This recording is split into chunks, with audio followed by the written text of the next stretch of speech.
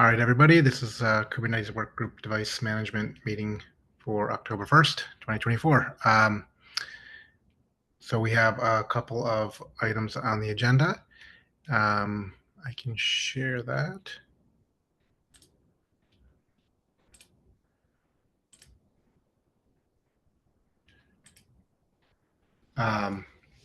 So first item, I just wanted to make a reminder.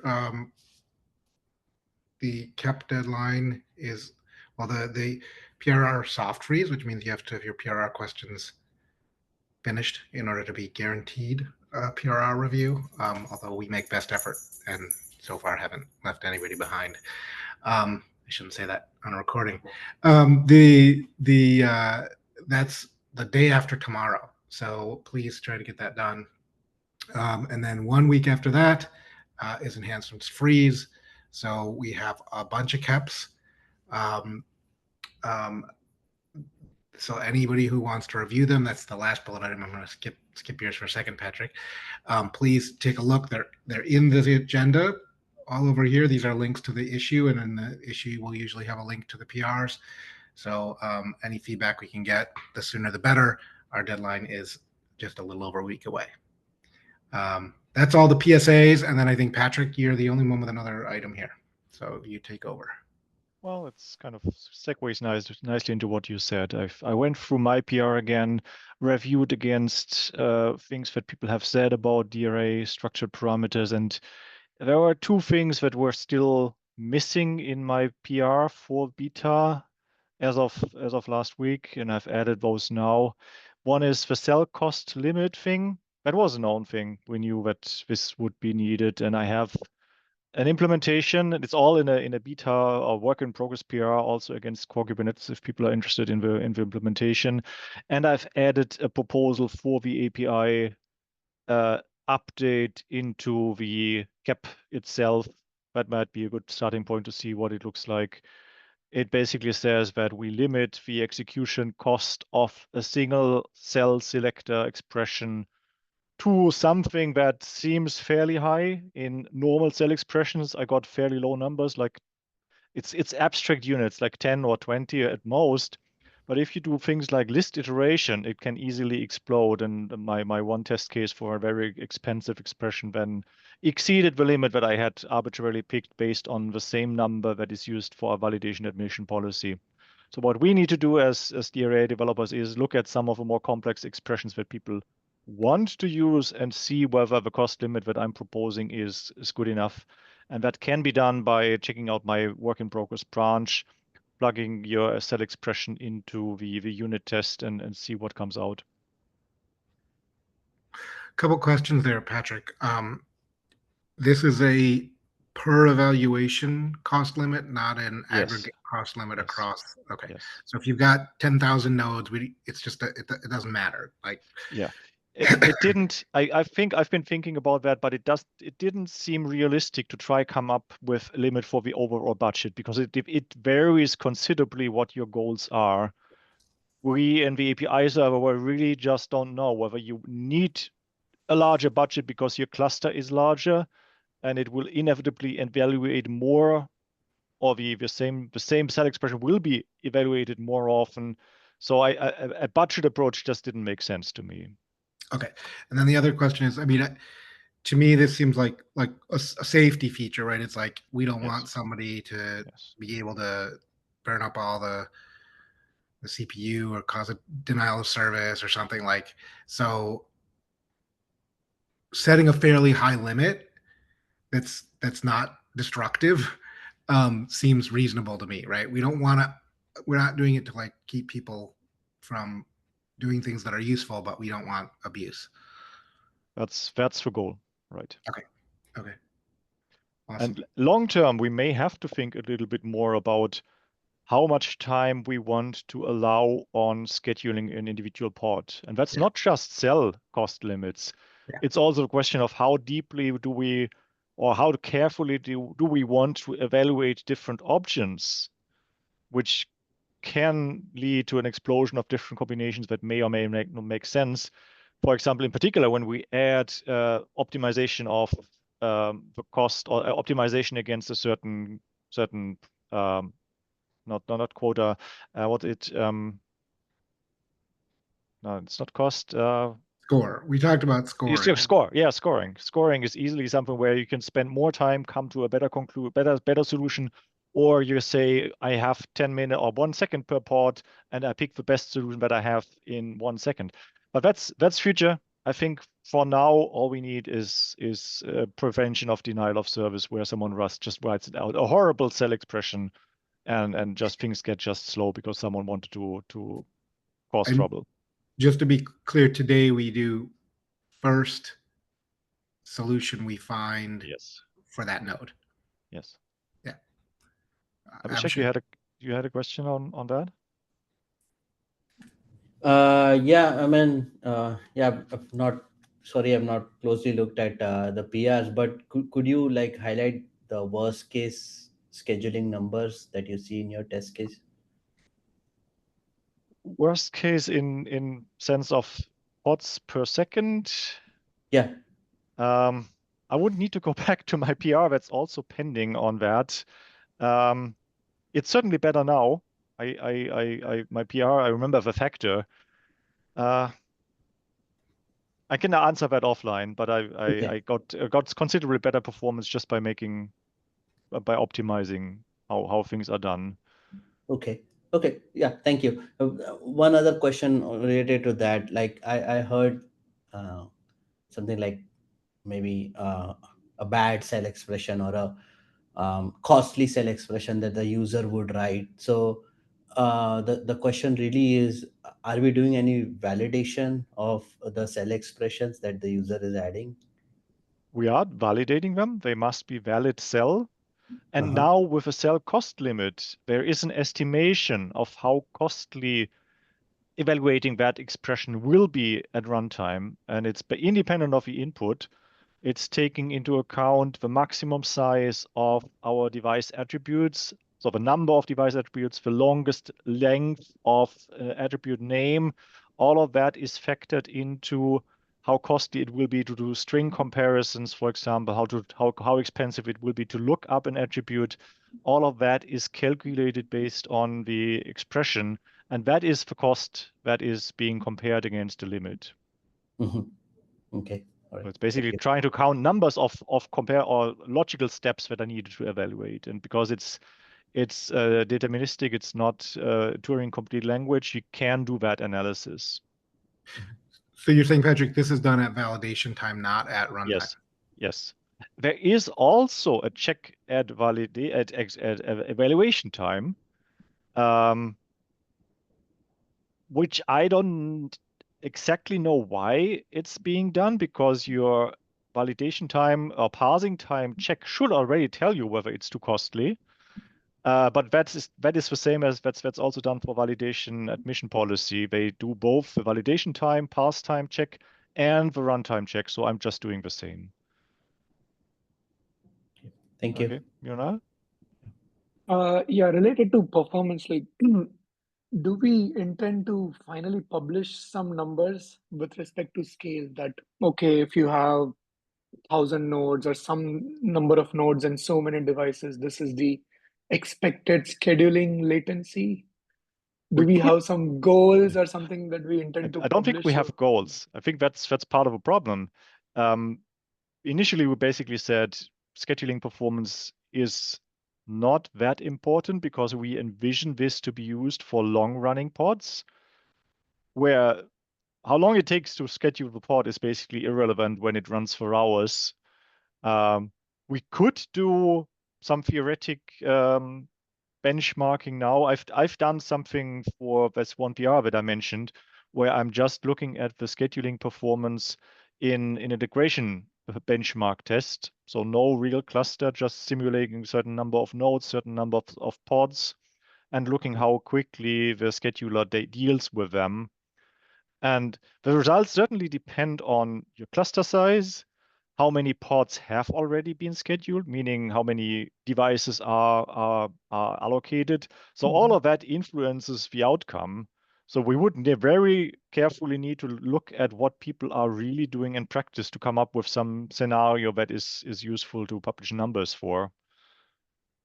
Okay, all right. And I think like the reason I asked is because when we add support for partitionable devices that I see Kevin has opened a PR for, that will also impact it, right? Yep. So maybe Yep. do we want to It- maintain like, okay, with this combination of features, this is the expected latency, so people know like what are the trade-offs are when they are picking a particular feature of TRA. We definitely need different scenarios, different queries, different complexity of what's being allocated. All of that will lead to different numbers. So it's very hard to come up with just one number. That would be fairly meaningless. Right. Yeah. Can I suggest then? So I don't think there should be a gating criteria for beta, putting together those numbers, but we may want to make it a gating criteria for GA, that we have some solid analysis and sort of numbers we can set expectations appropriately. If nothing else, that's fine. It would certainly be an interesting talk at KubeCon. I don't know. Yeah, but just people need to be aware that it. Yeah, as with all benchmarks, what you put in depends what you get out. Kevin? Yeah, there's just two things I wanted to say to that. One is that it's not just the scheduling performance, depending specifically like partitionable devices, even once you land on the node, there's the time to configure the device the way that you've asked it to be configured, which in the partitionable device case means, at least for MIG GPUs, you have to create this MIG device to get it partitioned on that device and then eventually inject it in. But then also other configuration things, like if you want your GPUs to be shared by MPS, there's this time that it takes to bring an MPS server online and then get the GPUs actually recognized by that before you even want to say that the allocation of that claim is complete, or not the allocation, but the actuation of that claim is complete. That's the first thing I wanted to say. And then the second thing I wanted to say was you can always, if you want to pre-allocate a GPU, I'm just using GPUs as an example, obviously, but any kind of device, you can always launch a pause container in a pod that references a claim, get that thing scheduled, and then as long as that stays alive, anyone else can reference that claim, and you don't have to tear down and bring back that device. It kind of allows us to get back what we used to have with this immediate allocation mode. Yeah, because of because we can share the claims, you can. That's a great idea. Yeah, that's simple.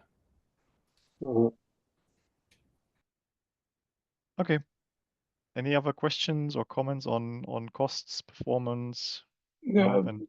So Kevin, you mentioned MPS server. Is that like a pod or per node component that needs to come up?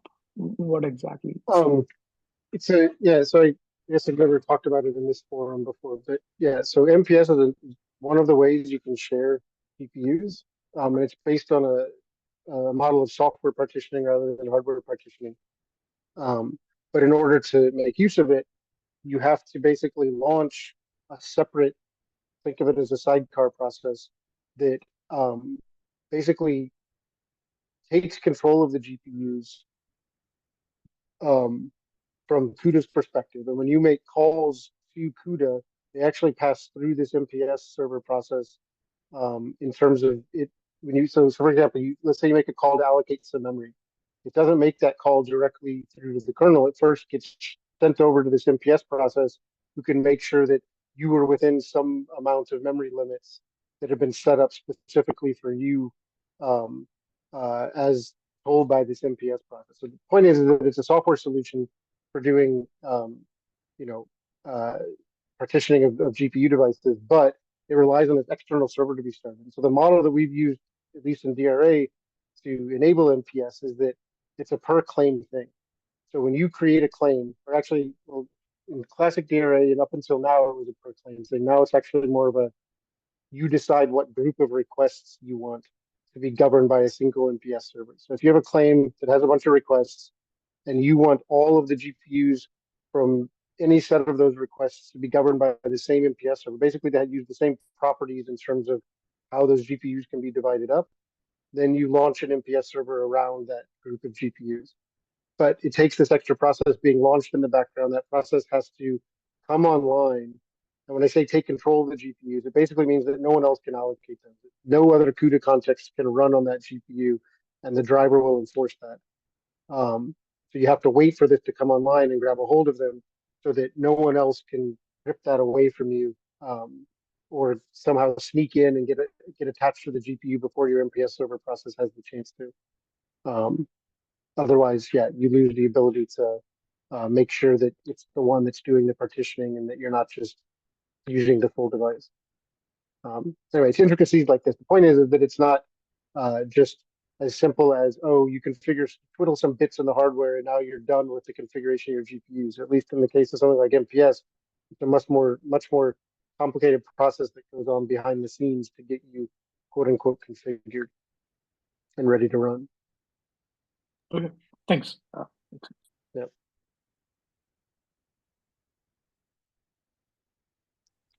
Abhishek? Okay. Yeah. I mean, yeah. Thank you for that. I mean, I heard like pause pods or like squatter pods to reuse something. I would like to understand the impact of preemption. Like if that pod is preempted, then what happens? If a pod that uses a claim gets evicted because Cupid That- thinks that it shouldn't, that, or deleted, if Yeah, a eviction, pod that is yeah. enabling a reuse of the claim Yeah. gets preempted. Then what happens? If that was the last pod using the claim will get unprepared, and the claim is still allocated, but it will not be prepared on the node anymore. And it also could be, if that's the last user that's currently reserved for that, of a class user that is consuming that claim, that the claim itself may get deallocated, because we have logic that tries to free up resources as quickly as possible when they are not in use. So such a pause container or pause pod probably would need to be declared as a priority pod that doesn't get evicted, uses very little CPU and memory, and just sits on the node and blocks the claim. Mm-hmm. Okay.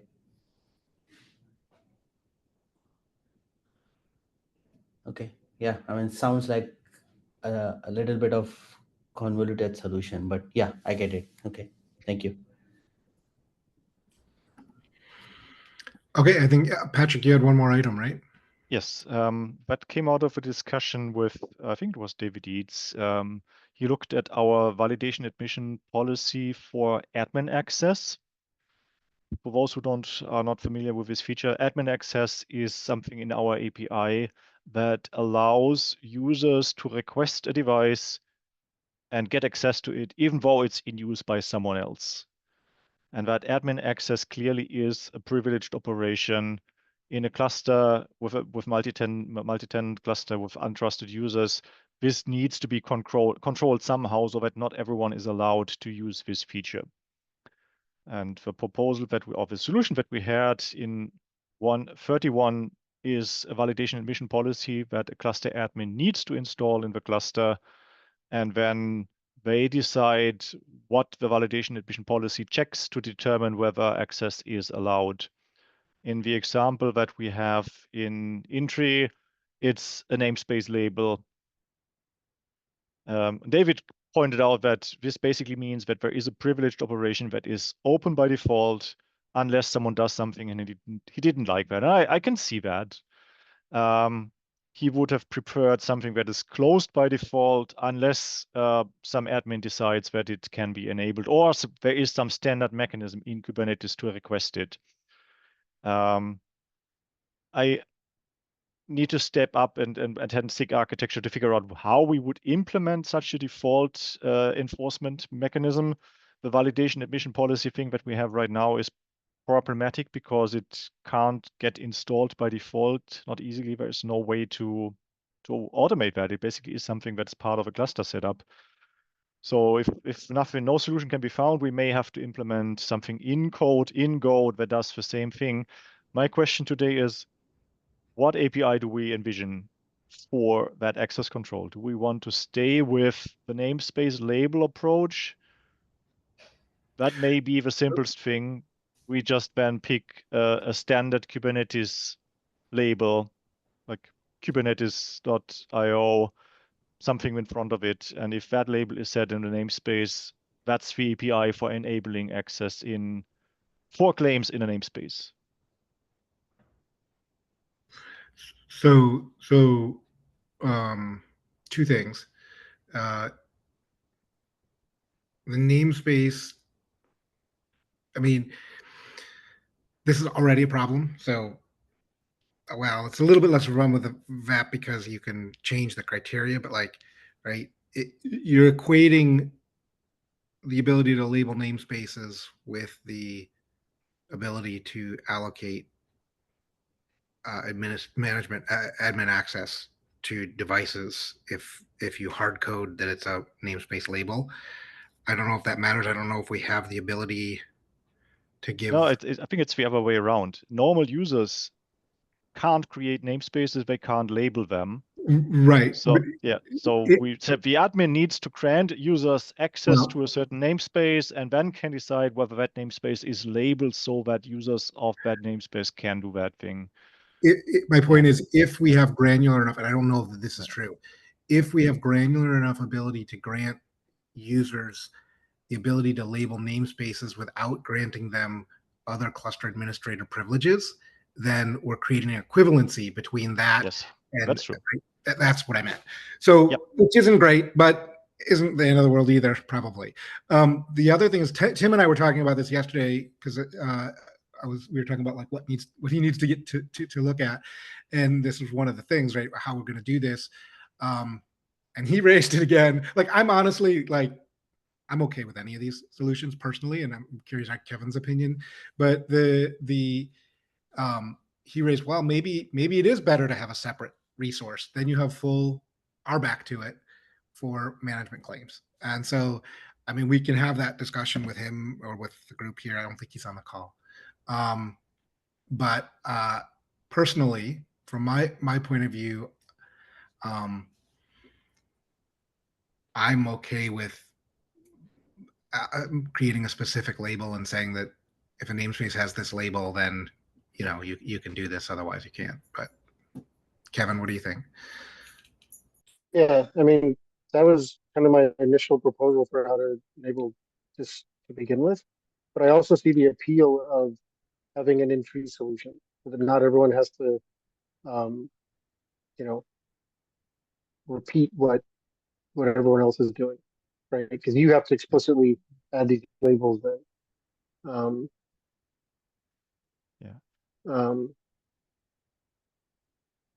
I don't like. I don't feel strongly in a way. I guess I'm similar to you.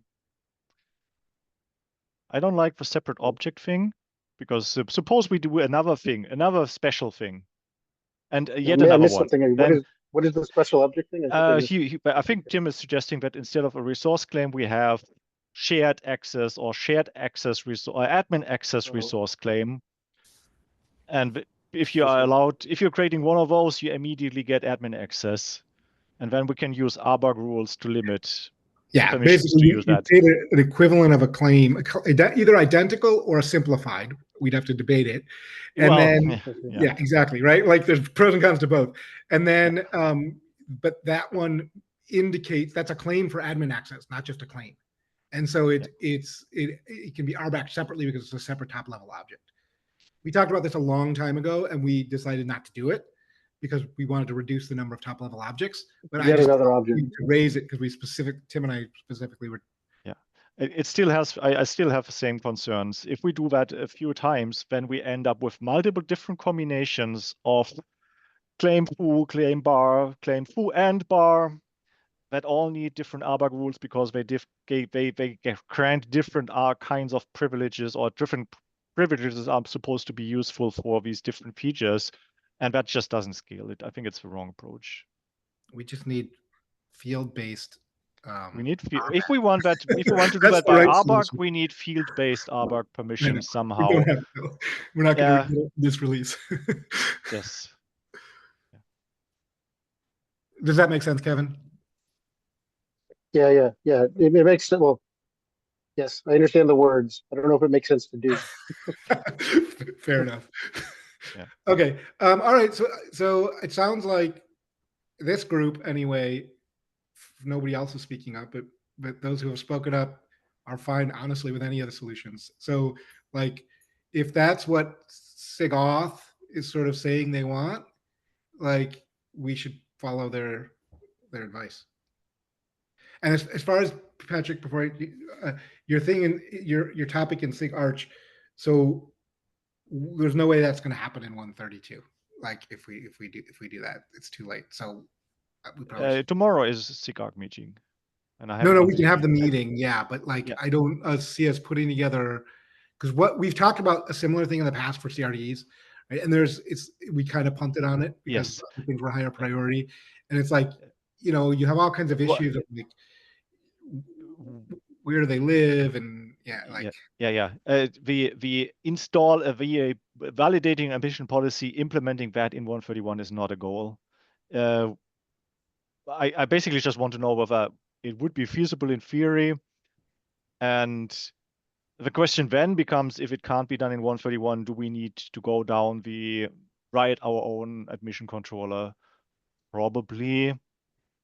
The question then is if it's a beta criteria. That I don't know who's going to decide that one.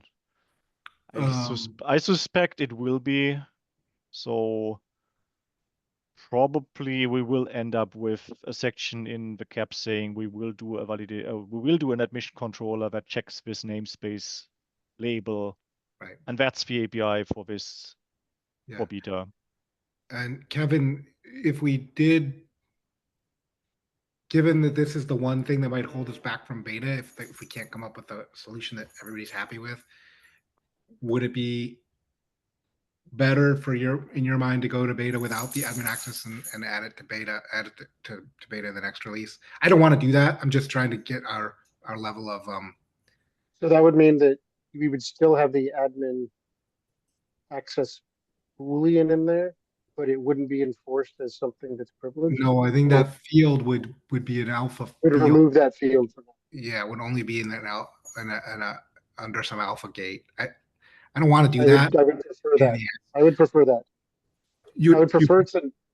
I would prefer to have it to go to beta without admin access than to block beta on figuring out the whole admin access thing. I figured. I hope we can come up with a solution that's acceptable, but like that's okay. My only concern from a procedural perspective is that if we do this entry admission controller and we decide to use a namespace label as the API, we are basically promoting a new API to beta in 132 that hasn't been in 131. Just saying. I'm not saying that we shouldn't do it, but that would be a side effect of deciding late to do that. Well, what if we just decided now that admin access doesn't go to beta, and we keep that field back as an open? For now. That's also doable. It would mean we need to write another CAP, otherwise the feature disappears. Or we say we could put it into we could keep it in the same CAP and just have a second feature. Okay, so I wouldn't say it disappeared. It's a different feature gate thrown around it. Yes. I think you could potentially put that in the beta update CAP. Say that this feature is staying behind with this feature gate. I'm not sure what John thinks or other reviewers think about CAPs having different level of stability all mixed in one CAP.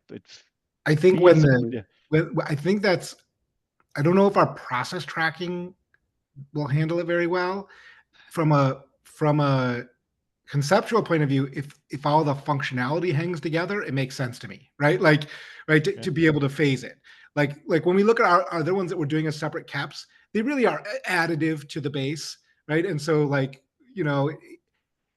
wouldn't want to necessarily take partitionable and the alternative list and the status field and stick them in the main CAP. feature gates Yeah.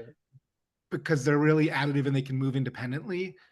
I don't know. I mean, it's a pain to create another cap, but it's not the end of the world. I just don't. Yeah. But personally, I'm fine with it. But I don't know that our release team process tracking wouldn't get confused.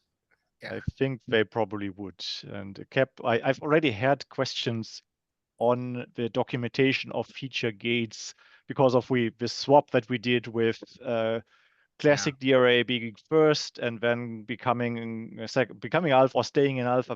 That already confused people. And now having a feature gate that is part of the structured parameters cap, where the cap is beta and the feature gate is alpha. Yeah, I think it's gonna just. I think I prefer just doing the namespace label thing and be done with it. Okay, well let's continue this discussion maybe on the cap, and raise all the options, and we can kind of see if we can get a consensus there. Rita asked a question: what the issue is? Patrick, do you want to explain? Yeah, the validation admission policy is actually perfect. It doesn't have any gaps. It works fine. The problem is that it's not installed by default. It's not built in. Yeah. I built it. Yeah. So you bring up a cluster, it doesn't have the validation admission policy. It's a YAML file that someone needs to deploy, and if they don't, the feature is allowed. And it So shouldn't be. It's allowed open. It should be allowed closed, and validation admission policy can restrict access, but it can't enable access. So if the default is off, a validation admission policy can't say, I know better, now it's allowed. That doesn't work. But so sounds like the VAP that you want with the DRA should be installed with the DRA plugin, maybe? Yeah, that's where it currently lives. But there's also another aspect to this. It means that the configuration mechanism that apps need to use to get access to the admin access may vary depending on the DRA driver. And or it may vary between clusters depending on what the admin has installed. And that's not good for portability. It's very unpredictable how this feature will actually work in a cluster. That was the other comment from David, that he wants a core API defined by Kubernetes that works the same way in all clusters. Makes sense. The other thing, Rita, with respect to that is that just mechanically, there are a lot of complexity around installing something by default. Okay, think about an HA scenario. You've got 3 different API servers. Maybe you're doing upgrades and the VAP changed. So now, which one takes it just gets really, really kind of hairy. What if you get a split brain situation?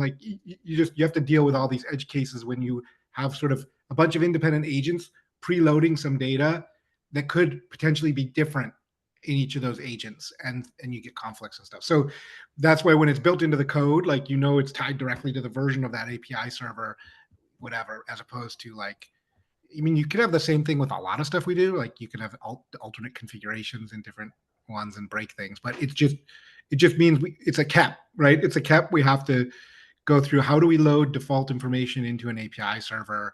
That would include CRDs, not just VAPs. That would include other things, and it's gonna never happen in this release. So that's kind of the. Got it, but it sounds like it's just like you said, like any other CRDs, right? That it's a prerequisite in order for the plugin to work, right? It's not. It will work. The issue is that it's not a prerequisite. If it were a prerequisite, then we probably would be able to get away with it. It's actually a prerequisite to constrain ordinary users from doing something they shouldn't be able to do generally. And so the problem is that if we don't do it, everything still works.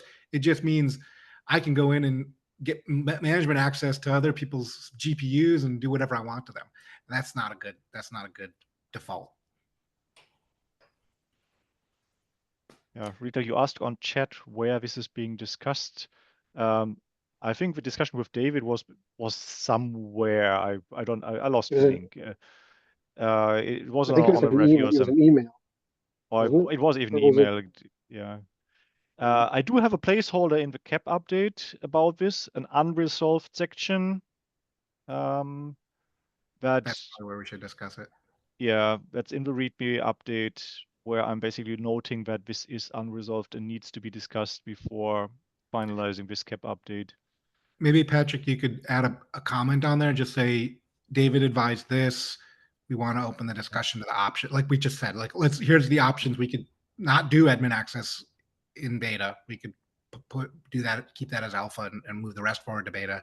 We could do it with the network namespace admission plugin or whatever. We could come up with a way to automatically load the VAPs, right? Like we just list the things. That'd be awesome. Then Rita can chime in with whatever she needs. And my preference is to punt on it for now. Okay. Move this feature back to alpha, or keep it at alpha and promote Keep this everything else. feature at alpha and move the rest forward. Yeah. Okay. So we have an agreement. But I know that requires, it sounds like, a lot of extra paperwork in creating a cap and stuff. So that'd be my only argument against it. Otherwise, if it was very clear cut, I'd say we just do that. That's my opinion on it. Because we want to make sure we do it right. Right. More important to get it right than to get it out in this release. You are now suggesting that we keep admin access as alpha with a separate feature gate. Is that your preferred solution? That is my preferred thing for now. Yeah. Okay. So get everything else to beta, and then we figure out the admin access thing in 133. I think you're the primary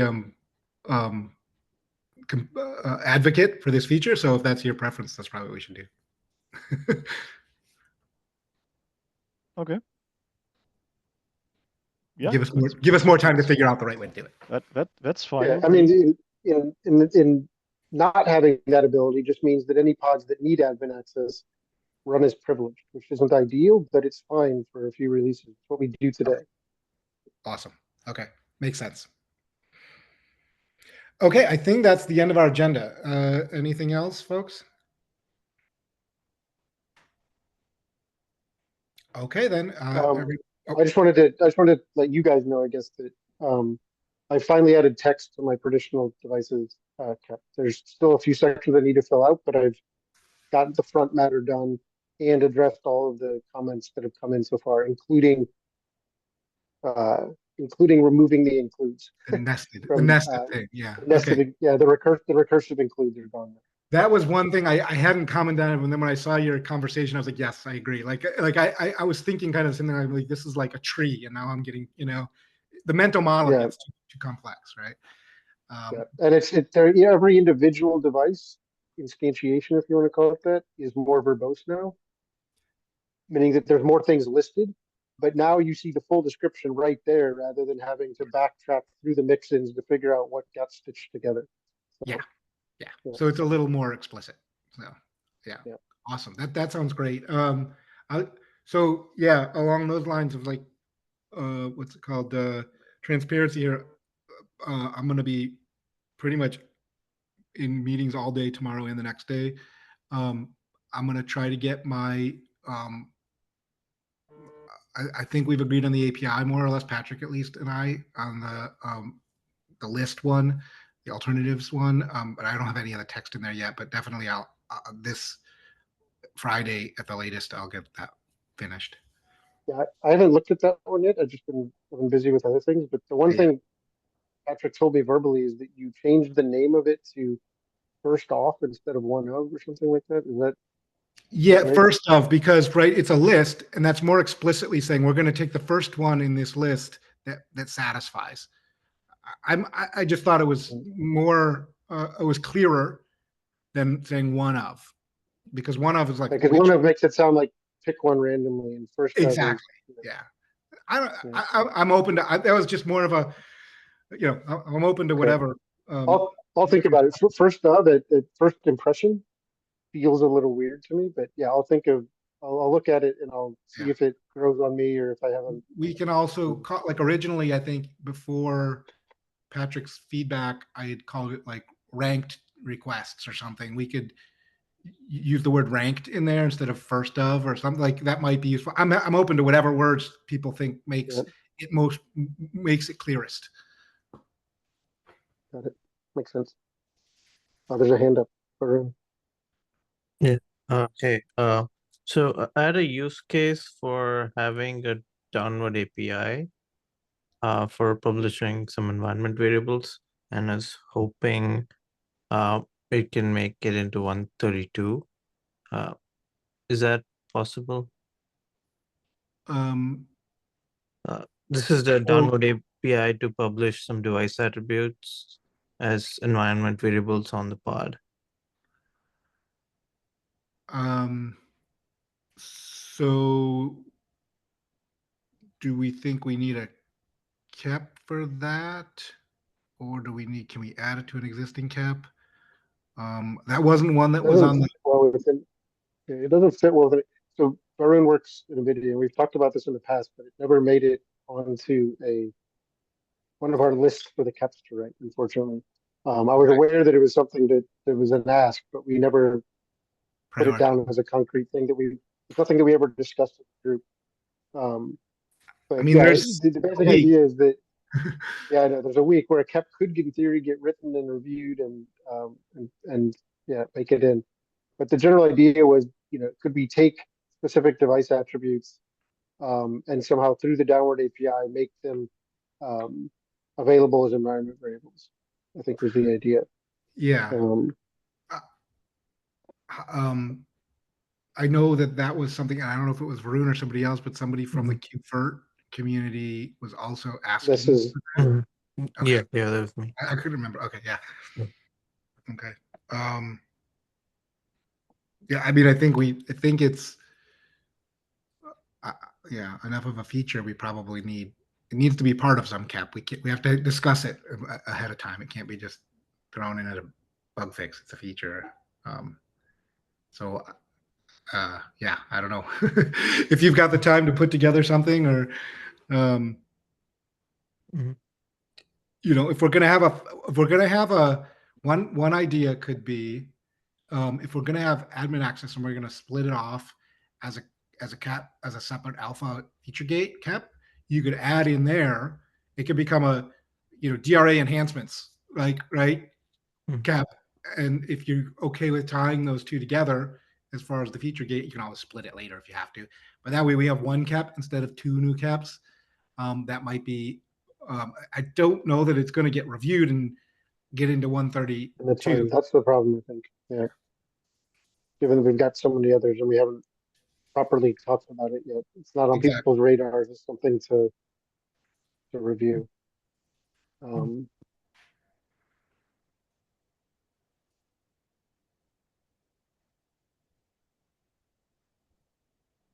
Yeah, but it never hurts. If you have time, put a cap together and submit it. And if it gets reviewed, great. If it doesn't, then you've already done half the work for the next.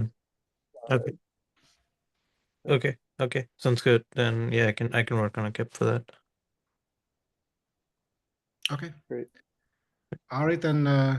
Any other points? Going once? All right. Then I will see you. Let's all get working on the caps, getting them reviewed, and next time we meet, it'll be past the deadline. So let's get them done. All right. Thanks, everybody. All right.